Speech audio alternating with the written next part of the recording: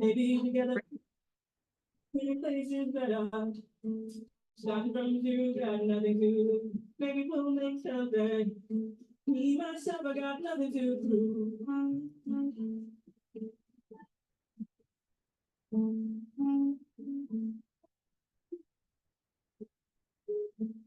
Get a fast car. I got a plan to get us out of here. Been working another 10 teams. So managed to save just a little bit of money. Won't have to drive too far. Just cross the border and into the city. You and I can both get jobs and finally see what it means to be living.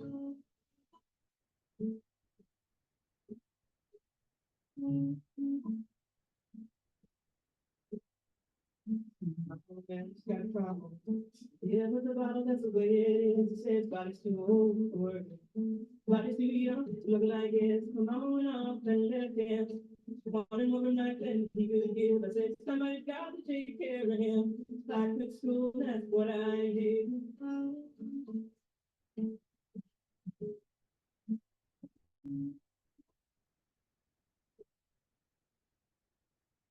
Get a fast car. If that's enough, we can find a way. You gotta make a decision. Need tonight, God is way.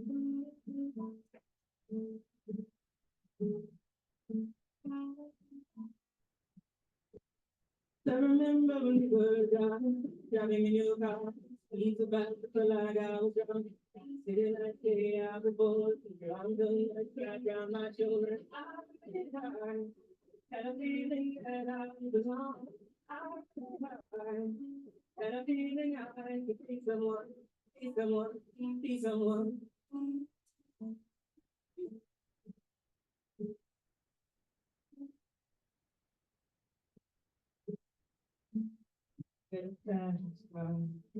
We go cruising, entertain ourselves.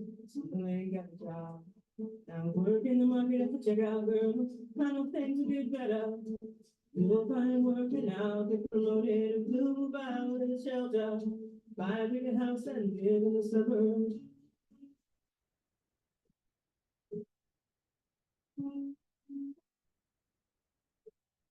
I remember when we were driving in your car. Sleep about like I was drunk. Sitting like day out before. Now I'm done with strap around my shoulders. I had a feeling that I belong. I had a feeling I could be someone, be someone, be someone.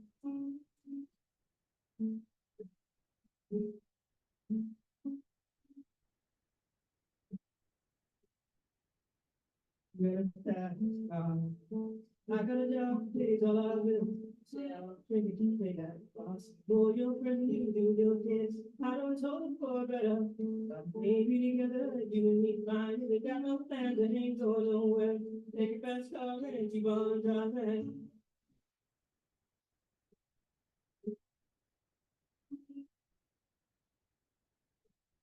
I remember when we were driving in your car. Sleep back to the like I was young.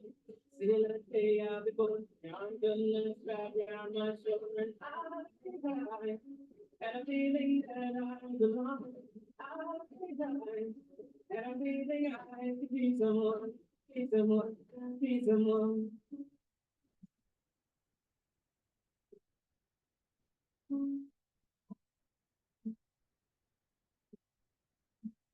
Get a family stuff. That's enough to you fly away. You gotta make a decision. Be tonight, God is fine.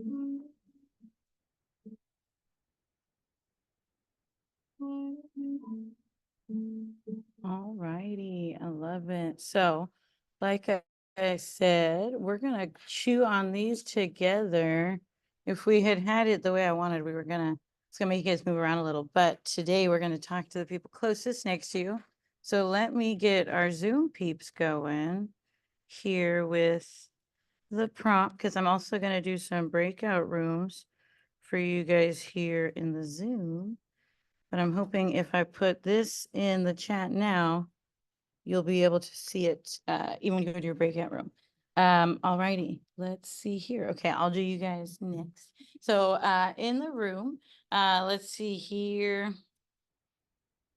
So the groups might be slightly big right now, but that's okay. That's okay. And I will put this up so we can see it all big. Yes. Alrighty. So let's see here. Everyone here in the front row, I'm gonna have you guys turn around and there'll be a group with those two rows here. The back row, I think we can do a group in the back corner. And then there is gonna be, let's see here. How are we gonna do this? Back row is a group. Would you be willing to join the group down here in the front? And then this group will be slightly tinier, but then we've got a group right there. I think that kind of makes sense. Unless you want to be in a super big group. What do you think? Do you have a preference either way? Okay. Thank you for being willing to move. Next time everyone moves. Alrighty. So we're gonna set some ambient sound. I'm happy to say Tracy Chapman has soothed me. It's just one of those things with the damn tech. You guys have seen me. I hope you can at least see I'm doing my due diligence to try and make the tech work. I brought an entirely different computer. But the PowerPoint and the internet, are you guys all on Edu Roam now? Is that the deal? Or you see, because I was like, I feel like that's always a bad sign when you connect to that one. It never works. But God willing, we'll keep the Zoom going and we'll have it going up this way. I'm sorry we can't do normal PowerPoint, but let's put on some music. You're gonna have about 10 minutes to do this, and then we'll pivot to lecture after some reporting out. My hope is that we don't have to go group by group by group, because it'll just be such raucous discussion. You guys will contribute, but I don't mind calling on everyone group by group. So have a sense of what you're going to report out, and hopefully we have some good discussion. If you're on Zoom, give us a second to set the ambiance in here. Awesome.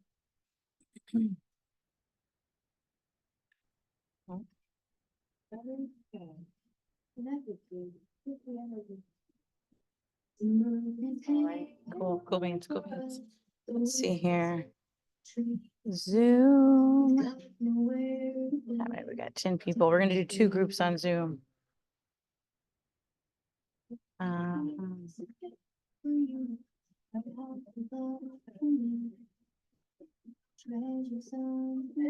All righty. Bye, guys. Come back in a little bit, about 10 minutes. I'll bring you back.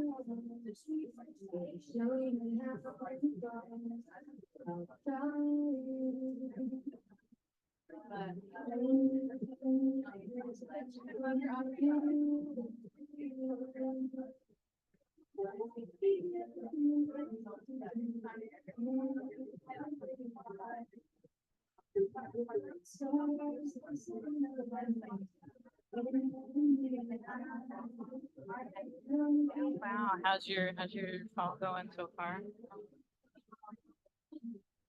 It's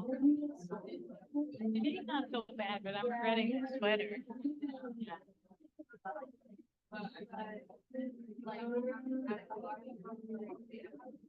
Yeah. Yeah, like that. Which ones are you taking? Okay, and then you did that? Oh, okay. Yeah.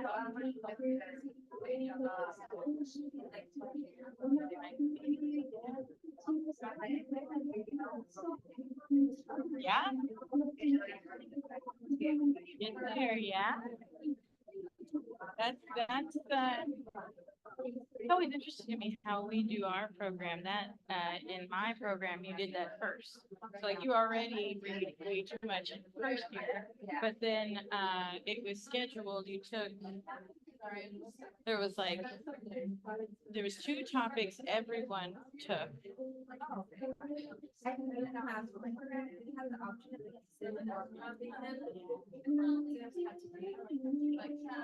Yeah. Then you, yeah. So we had, you knew you had to take four total. The well, so it's we did ours one day crazy long, and you wrote two essays in the morning, two in the afternoon. It was closed book, but you'd spent that whole summer after your first year reading and cramming like crazy for the second test that you'd actually take when the week back started. Yeah, but then that was like your first bar, and once that was done, you could focus on the master's paper, which was due later. But yeah, it was kind of like you got all the knowledge, the big stuff. Yeah, yeah. And it's weird in my mind to like have you guys do like a little research and then have such an intensive theory and lit part. But at least it's only one now. I think that's a good thing. But I was gonna say, we've done this enough times. As I've asked you about your call, and personally, someone would be meeting regularly, and especially because you're doing that, I think I'll shoot you some times, maybe a quick check-in at a deadline. But otherwise, I'm thinking we're on the same page about most stuff.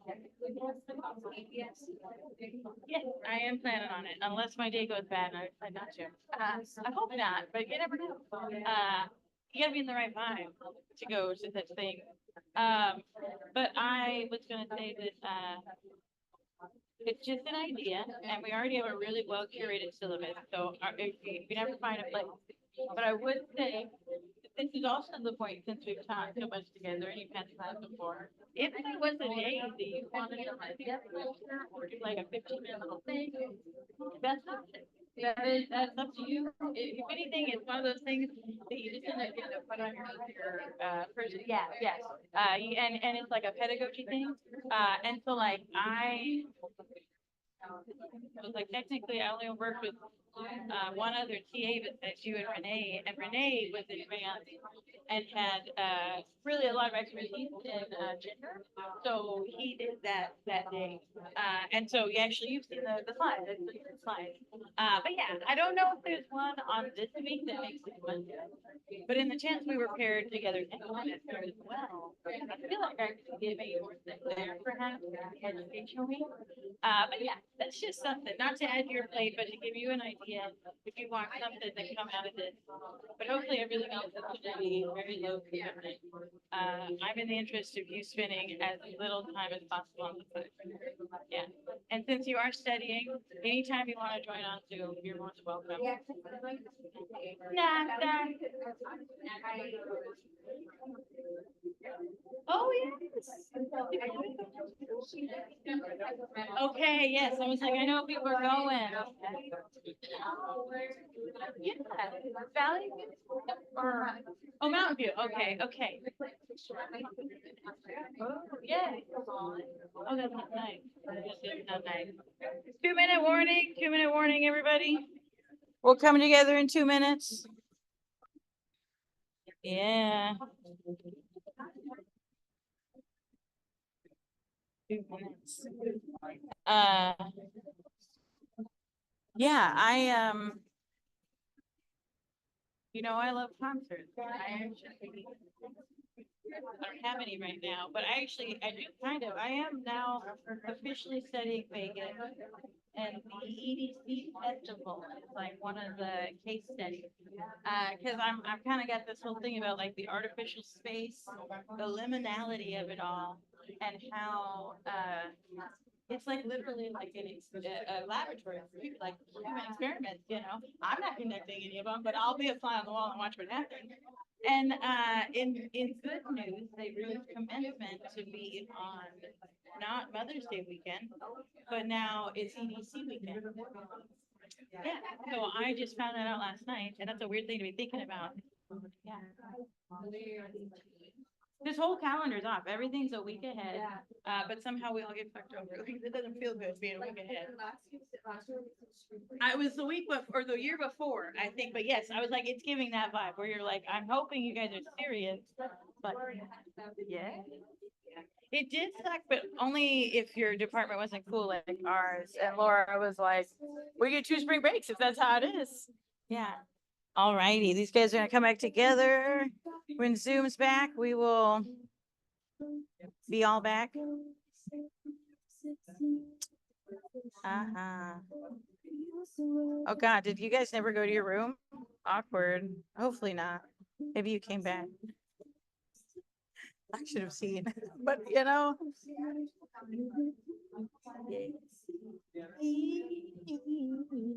All righty. I think everyone's back. Excellent. All righty. All right. I'll mix up the playlist. You guys just often get whatever I'm listening to in the current moment. Yeah, you know. All righty. So what do you guys use? What's your preferred platform? Anyone here a Tidal fan? I'm a weirdo. Like Tidal Wave. For a while there, I know I'm the only one. I'm fucking weirdo. You could get early access to a lot of Beyonce concerts if you were a Tidal person. So that's, you know, I'm not in the Beehive. That one's expensive, but you could get the next early access. But now I'm locked in. I don't want to make all my playlists somewhere else. But everyone else is on a different one. I don't like Apple Music. That's the one thing. Yeah, Jay-Z owns it. Yeah. And I mean, it's not just him. It's supposed to be a cooperative. I think there's like a lot of music people are like in it behind the scenes and like in front of the scenes. They all own like a quarter or percentage of it. Yeah, no. All righty. Well, before I tell you guys my take on the week's readings with this janky setup, I'd love to hear what you guys think. Like, what did this song kind of touch on for you, either personally or how did it relate to the readings? Is it totally off base or is there some connection? I'm hoping we're seeing connections. If you're on Zoom, please feel free to put it in the chat. I'll also say some people kind of weighed in on this last question a little.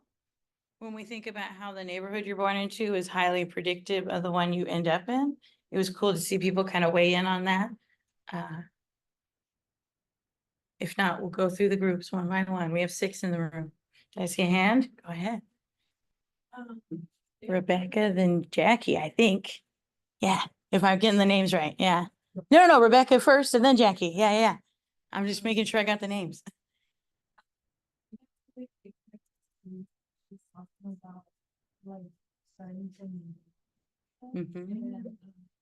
Working at the convenience store, like trying to save a little bit of money. And thinking of herself. And then they're talking about like into this meeting, relationship into meeting. So kind of this idea of like how to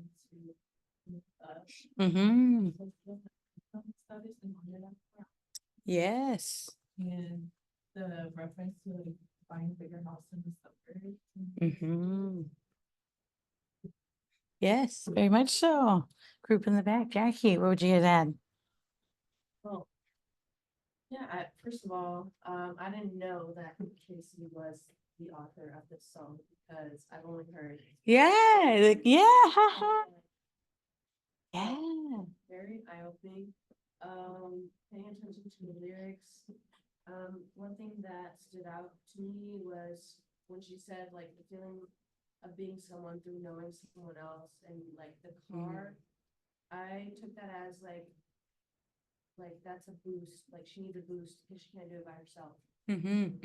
But she sees potential in herself, but she's using like whatever sources she has around her, and like that's what like, you know, when you start from zero, we got nothing to lose. Like, you know, you got to get up somehow, and so I think the car is also a metaphor for like I need a boost. Yes. Yeah, the car both as like a means of mobility, but then it's almost like a means of escape at other times, you know? Right? The like maybe the coping behaviors too. I feel like she talks about her family and like how we know, you know, we can have the choices we want to make all that we want, but like we're also often parts of families, parts of groups, so that can kind of shape what we choose to do. Yeah, what about that lyric about like her dad, and essentially it seems like kind of changing her path because of it. Did that stick out to anyone, or anything to add beyond that? I'm going to touch on this side of the room a little.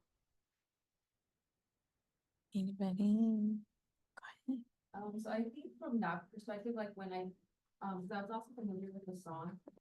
So there's this part at the beginning where she's basically saying that I'm very gratitude and all that. I think that's interesting because like generationally, if she wanted to leave at that moment, she couldn't, and she had to like, you know, leave everything she was trying to make of herself because of a family thing. And then at the end, it's like you see that generational curse almost again, where like she's not where she wants to be. Because of her husband and because of like the way that it's playing out. So I think it touches on like the generational curses, but also on how what's my train of thought? On how basically like, so it's breaking the generational curse, but then also it's explaining that she kind of has that hope that she would not kind of make the same, not mistake per se, but that she would get herself out of it. And that realistically, generationally, the reason it is the way that it is because of, again, where they, like the place that they live in. I'm sure a lot of the circumstances would be different if they had opportunities that other people had. But it's like a thing of circumstance more than like actual options. Right. I think what's always hard too is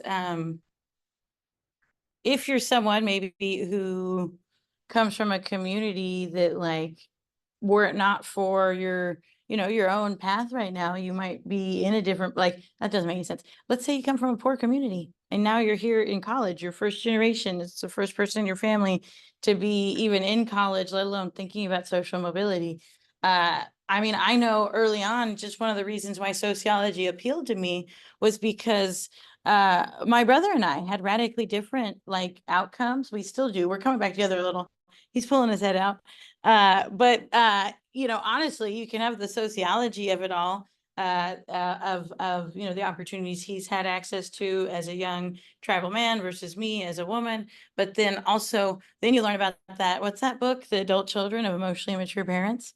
Highly recommend it if you have questions, or if you're someone who was the super high achieving sibling, and then your brother usually was maybe not.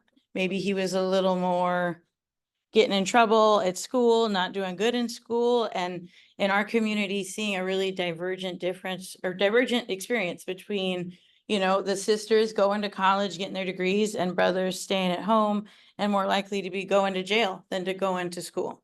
That is both a matter of the social, but then also when you learn about like that emotionally immature parent part and mental health, that explains a lot of it. But it's hard not to be like, well, I picked different. There's got to be something said for the role of choice and the choices we make. Now, I think what's important about this week is to realize we're not necessarily trying to explain how we see any one person either get out or not get out, but rather, why is it that we see such an extreme like stickiness and stagnancy and like little turnover, that on a social level, that it's actually so rare that someone would actually wind up in a different situation than the one they're born into.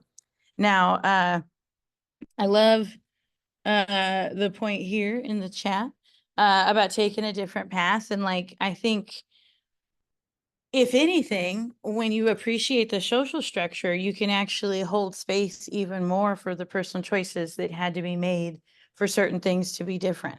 But then it's also hard to hold space for the personal choices while also advocating for the really intense social change that we might need so other people can make those same choices, or rather so that you wouldn't have to be exceptional to get out. Maybe you could just get out by being a regular person and not someone who sacrifices everything and hopes for the best, you know? Now, pivoting into my thoughts on the week's readings, I always love coming back to the Sharkey piece. He actually ended up writing a book about this. So if it's something you're interested in, I highly recommend his book.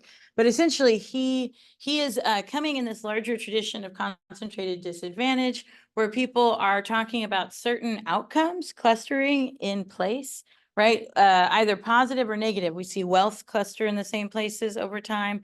And then we see these negative outcomes, whether it's the unemployment, crime, or the poverty, also clustering spatially. And this is even as we're seeing different individuals move in and out. So that means that somehow the mechanism is operating at a unit somewhat removed from that individual choice level, if only because over time, you're having different people there. So it wouldn't make sense that they're just all making the same choices or all deciding to make the different choices at the same time. Instead, there's something else going on structuring it. And so he was actually able to quantify essentially how little contextual mobility, as he calls it, we actually observe in our country using just obscene amounts of data. He's trying to look at the racial differences in residential location as it relates to negative outcomes, essentially trying to explain why is it, oh God, Zoom, I'm sorry. I turned off the screen share. You guys can see it behind me, but yeah, here you go. There we go. Now, but I can't see it here, damn. We'll make it through together. What, is it gone? I am. Thank you for remembering. I remembered halfway through the when I sent you guys the group thing, but thankfully it didn't catch my meltdown. Yeah, good looking out. Now, I love some of the quotes here, and like I said, he writes a whole book about it. It's pretty dense just to get through the article. I love this as like a really clean way though to look at what ends up being almost like a synthesis of decades of research. Like people were articulating this trend in certain communities in certain places, and he decides to say, well, like we've been talking about this for a long time. Why don't we actually try and see what the numbers say above that individual meaning making level or those personal choices level? And so he finds that the neighborhood is actually an extremely rigid dimension of racial stratification in America. That racial inequality that characterized American neighborhoods in the 70s has actually been transmitted in large part unchanged to the current generation. Now that kind of runs counter to, right, the narrative of maybe social progress, particularly along the lines of race in that same time.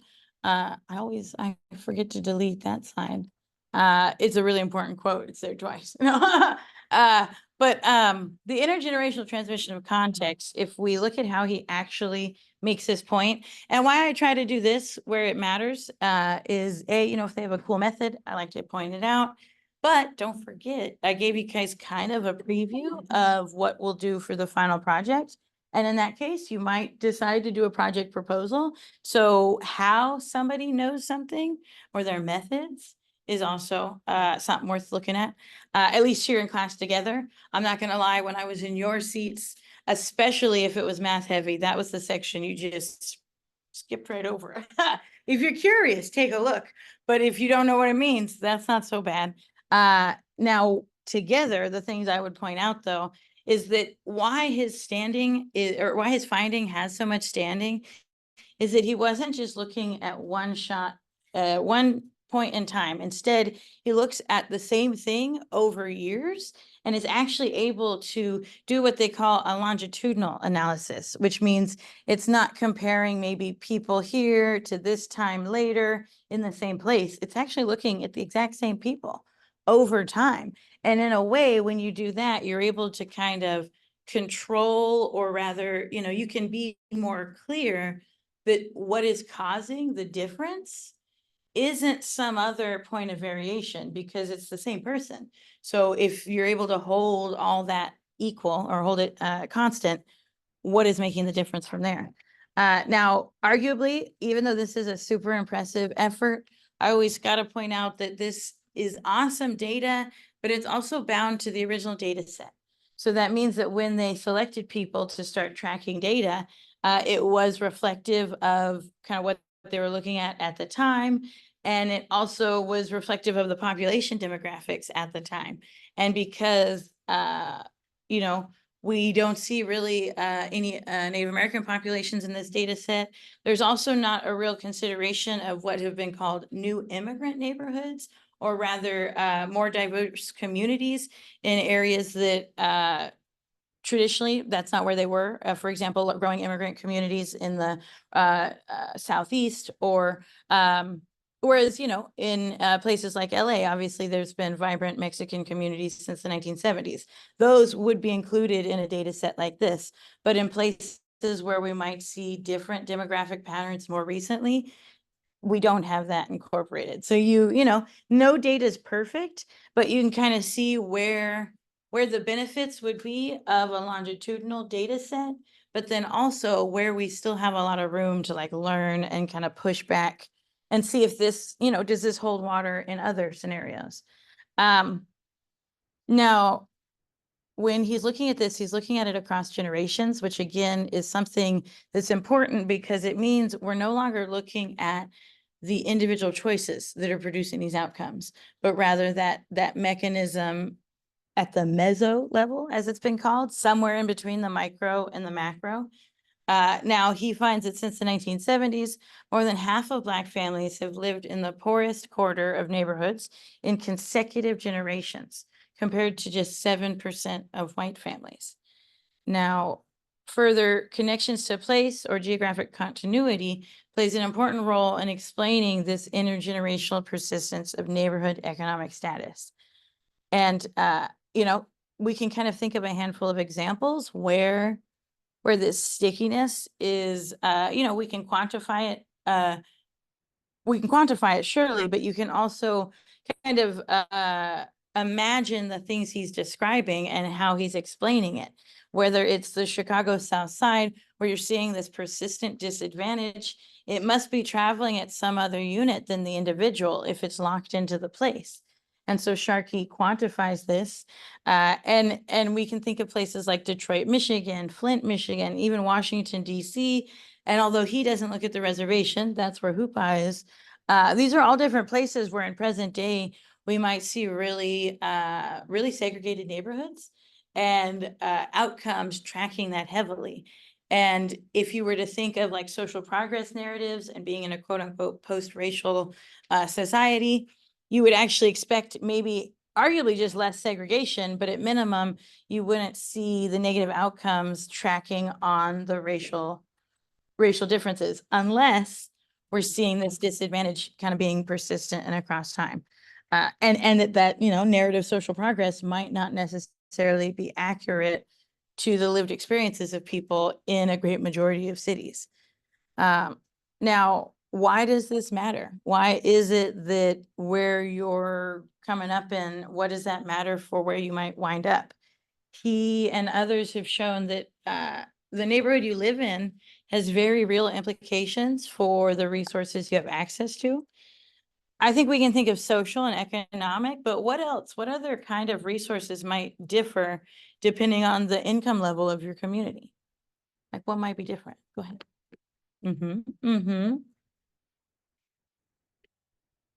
What about even just things like grocery stores and what you have access to in like a amenities way, right?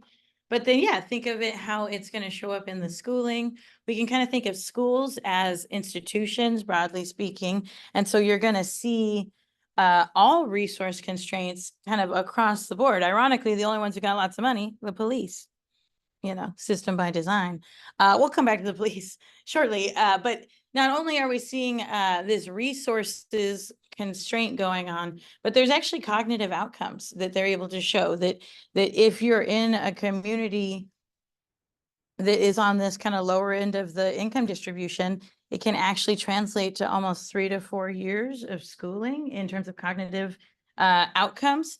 And what's interesting is it's very hard for something to have such a big effect and to be able to quantify that over time. So when things are like that, like, I don't want to be like, it's really real, but it's almost disturbing to think that if you flip it on its head, if we look at the effects of like an early childhood education and how a really intensive Head Start program or both prenatal and then kind of pre-K, if you have a lot of investments there in a low-income community, you will basically negate the kind of constraints and cognitive outcomes that the students might have had otherwise, but that positive effect goes away by like the 3rd or 4th year of school. And so to have something instead be taking away 3 or 4 years of schooling, that is a very real, and you know, not to be a harsh in the mellow more, brains grow a lot when they're little. And so there's certain things about that cognitive loss that can't just be gained back later. It's very much a, you know, one of those areas of the nature versus nurture. How is the nature impacting the nurture, one could say, or only if we're saying nature is context, because nurture would be context. Take that back. How's the context impacting the nurture rather? Now, you're also seeing health outcomes, whether it's diabetes, lead poisoning, premature births. It's one of those things, the chicken and the egg. Is it that these communities were historically marginalized and excluded? Absolutely. But now there's been a system and kind of cycle that's locked into place that now you're seeing kind of shit roll downhill, for lack of a better word. And so that's, you know, that's why you're seeing places like Flint, Michigan having lead in the pipes to such a degree, because the communities that live there were historically treated in a way that is only been cumulative and increasingly so across time. And arguably, like I said, this is only such that the only ones who have resources often are policing in these communities. And so on another day, we'll probably come back to, you know, what would it look like if we use those same resources in other ways, back to that early childhood education example.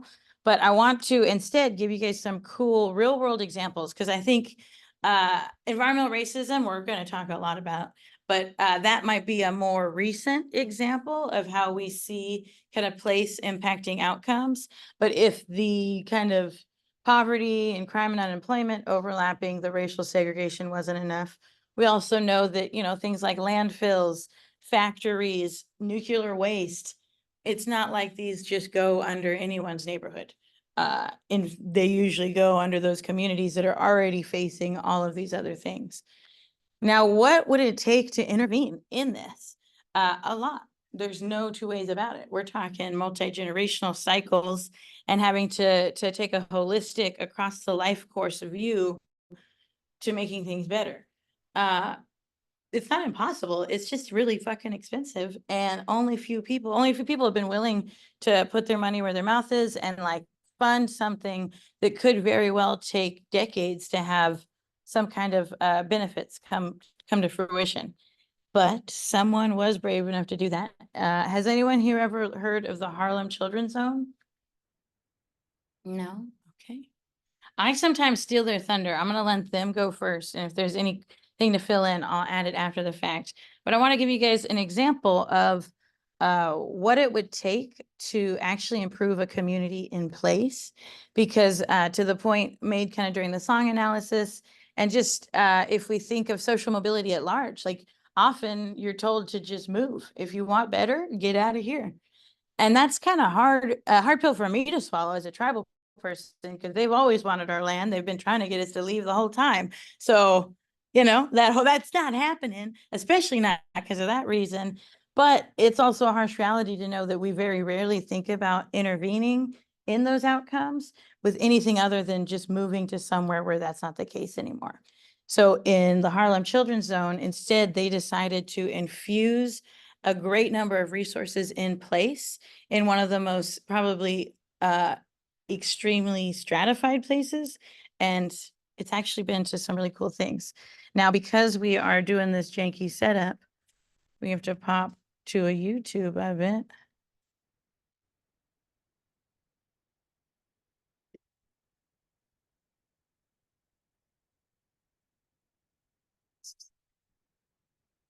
It did not, it didn't, I put, yeah. I did the rest of it. That would have been cool if it came up, but I can't believe it. There he is.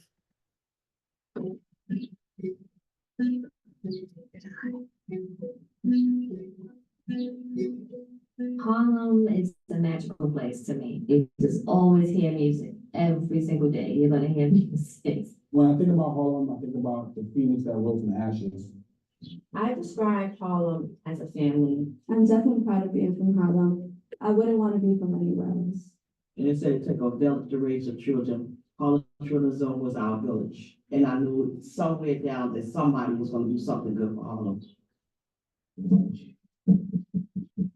Harlem has always been the epicenter of Black culture. Harlem was a place where a lot of Black people were able to climb up out of the negative space. When people thought about the future of Black people, they thought it was going to happen in Harlem. These blocks are literally history lessons in terms of who lived here, the work that was done, the fun. It was happening in Harlem, but then something happened. It started with poverty and it ended with drugs. Harlem was clearly falling down and you could see the decay. At the time, about 1 in 10 children in Central Harlem were going into foster care. Harlem had abandoned buildings and trash all over everywhere. This sends a signal to kids. No one cares about you. Here, your life is a toss-up. We're looking at the prison to be a panacea for all that ailed the community. In many instances, society chases smoke, but refuses to put out the fire. Wheeling began to develop programs that address the fire and not the smoke. I don't know about you, but I'm tired of hearing about my children dying in New York and the children dying in Boston, the children dying in Philadelphia. I think it's time for some of us to stand up and rebuild America community by community. Man in Right Element had pulled together 20, 25 leaders from across the country to talk about the plight of Black children. And we would go off into a retreat on Sally Taylor's farm after he wrote Roots. And Marion said, Jeff, this is it. This is where we're going to launch our crusade. Thus began the Harlem Children's Zone. We thought that it may not be easy, but it had to be us. We were willing to put whatever it takes to make a change here in Harlem. Doing any one thing was simply not going to allow children to reach their full potential. I've been trying to figure out how to meet some people who could help us with this mission. And someone said, look, you know Stan Druckenmiller? Stan Druckenmiller has more money than God. And I said, Jeff, that's like the most fantastic, unbelievable vision I've ever heard. It's a little crazy, but I'm willing to bet on it. I was all in. Jeff said, if you put this money in, I promise you, we will deliver these results. And if we don't, you can essentially have your money back. What we were trying to do here at the Harlem Children's Zone was to create a counter narrative to what people thought about Black and brown children in Harlem or in any other community around this nation, because we think we have a model that can be replicated in other places. And that's why, when I'm president of the United States of America, the first part of my plan to combat urban poverty will be to replicate the Harlem Children's Zone in 20 cities across the country. Good morning. The ultimate goal of the Harlem Children's Zone is to end generational poverty. We definitely feel like we are doing that because we are sending hundreds of young people off to college and connecting them to a livable wage in a way that didn't happen before. Being in an environment with individuals that care so much about the students that we serve, the families that we serve, that care so much about the mission, and personal stories that connect them to the work that we do, that really sacrifice so much on behalf of the children and families of Harlem. Like, this is the environment I want to be put in. This is it. We are finally done forever, but not done forever because you know HEB follows you for the rest of your life. When I go in and I see those kids walking across that stage, I say to myself, we did good.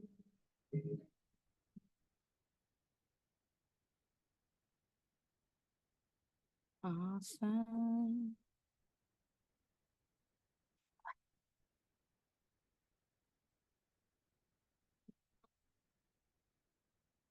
To this guy. Alrighty. So yeah, when you look at this, does it seem possible that like we can intervene? Like, I mean, it would take a lot. It's kind of weird to think that it's not that we can't solve a lot of these problems, but we're not willing to, right? Now, do you think if we brought jobs to the, like, let's imagine the communities we learned about this week, or just even wherever, wherever home is, if there's a community that like this was reminding you of, if you brought jobs, if tomorrow you could give everyone there who wanted a job, you could give them a job tomorrow, would that change what was going on? What do you think? Seeing some different yeses, nos. Anyone want to explain why they think one way or the other? I'll tell you what I think too, but I want to see what you guys think first. I'm still torturing them. Yeah. Yeah, would jobs or even schools, housing, like if you just gave everyone a lump sum of money tomorrow, would that change what we're seeing? Go ahead.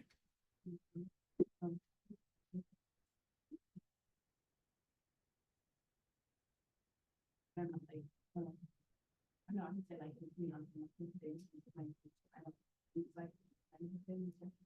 Mm-hmm. so like the mindset of not all. Mm-hmm. Yeah. Some of them, these resources. Mm-hmm. Mm-hmm. Go ahead. Yeah, I also agree that no, like there has to be mindset as my hometown is Compton and like schools growing up. Typically like 99% of the school's population, like their families would be under poverty line. Mm-hmm. So Mm-hmm. even if you were to give everyone like a big sum of money, not many of us would really know what to do with it. Because Mm-hmm. no one in their family or the generations before that really ever had money. So Mm-hmm. like most people don't really even have a savings account. Mm-hmm. They wouldn't know budgeting.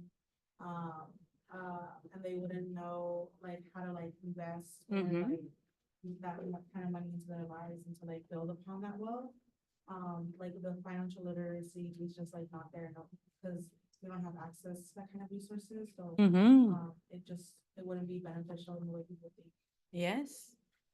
Has anyone ever heard instances of like people actually maybe getting a huge amount of money and it winds up not actually being so good? Yeah. I was like, and I don't even just mean the lottery curse. I think there's a whole show about that though. What is it, if you win the lottery? What is it there? I won't tell anyone, but there will be signs. That's really how you should play it. You should keep going to work and you should act like you just got a nice retirement, I guess, because otherwise anything else is going to take everything from you. But why I asked this and what we're going to continue talking about in coming weeks is that two things. We can think of things like jobs or even an influx of cash, things like that. That is all either kind of economic resources or structure. We're kind of the things that we can tinker with. I always imagine big levers. Humans, or if only we could pull a lever and make something happen. We have now entered a phase where the things that originally caused the scenario are no longer what's keeping it going. And in many ways, you can kind of see where culture is the explanatory factor.